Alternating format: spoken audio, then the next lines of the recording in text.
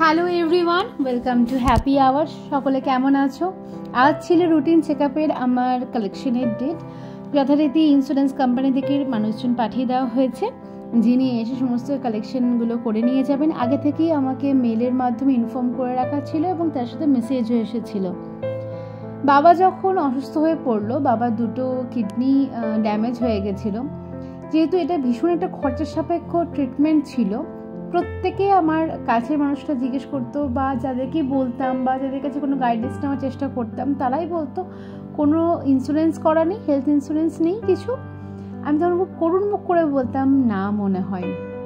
কারণ future planning, savings, এই সমস্ত ইন্স্যুরেন্স এগুলো নিয়ে আমি বাবাকে কখনো দেখিনি খুব একটা কনসার্ন হতে। তারা আজকে তাই বর্তমানটাই খুব বেশি জোর দিত। তাই যথারীতি আমার মধ্যেও সে ব্যাপারটা ছিল। তবে ওই যে বলে, খারাপ সময় তোমায় শিক্ষা দিয়ে যায়, সেই শিক্ষা নিতে পারলে জীবন তোমার সুন্দর। তখনই ভেবেছিলাম না, যখন একটু স্টেবল কন্ডিশনে আসবো এটা সবার আগে করতে হবে। তারপরে রনার সাথে কথা বলে দেখলাম ওরও এই মানসিকতায়, তাই ওর আগে থেকেই ছিল। আমার তারপরে স্টার হেলথে ইন্স্যুরেন্সটা নেওয়া হলো। এটা ইয়ারলি, কোয়ার্টারলি, 6 মান্থস অন্তর এরকম, হাফ ইয়ারলি এরকমভাবে দেওয়া যায় প্রিমিয়ামটা। আমি আমার টুকুর জন্য জানি। তোমরা যে কোনো ইন্স্যুরেন্স কোম্পানির জন্য খোঁজ নিতে পারো। এখন গুগল, ইউটিউবে প্রচুর ইনফরমেশন রয়েছে এবং এই কোম্পানি থেকে প্রচুর মানুষজন রয়েছেন তোমাকে গাইড করে দেওয়ার জন্য। তুমি একবার যদি খোঁজ নেওয়ার ইচ্ছে প্রকাশ করো। তাই সত্যি কথা বলতে এখন বোধহয় 99% মানুষ কনসার্ন এই ব্যাপারটা নিয়ে। তবুও এখন অবধি যারা করে উঠতে পারেননি, ভাবছেন করবেন, তারা প্লিজ করে ফেলুন। কারণ ওই সময়গুলোতে আপনাকে সাপোর্ট করার মতো একটা কিছু ভেবে রাখা খুব জরুরি। রক্ত মাংসের শরীর, খারাপ হতেই পারে, সেখানে ট্রিটমেন্ট প্রয়োজন হতেই পারে, সেখানে ভেঙে পড়ার ভয় পাওয়ার কিছু নেই।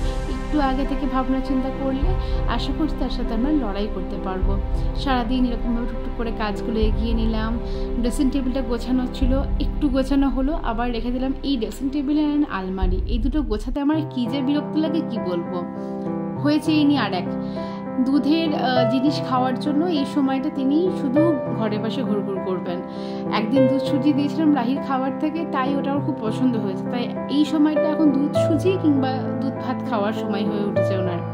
যাই হোক, রাইকে নিয়ে বসবো ওর একটু অ্যাক্টিভিটিস করানোর জন্য। তার আগে রান্নাটা সেরে নিলাম। ইদানিং একটু চেষ্টা করছি তাড়াতাড়ি খাওয়ার, আর রাতের বেলার দিকে একটু ডাল, সবজি, এই সমস্ত কিছু খাওয়ার।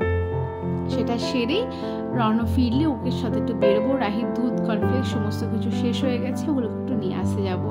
আজকের মতো ব্লগটা এখানেই শেষ করছি। দেখা হচ্ছে নেক্সট ব্লগে। সবাই খুব ভালো থেকো, সুস্থ থেকো, হ্যাপি থেকো আর হ্যাপি আওয়ার্স দেখতে থেকো। দেখা হচ্ছে নেক্সট ব্লগে। By everyone.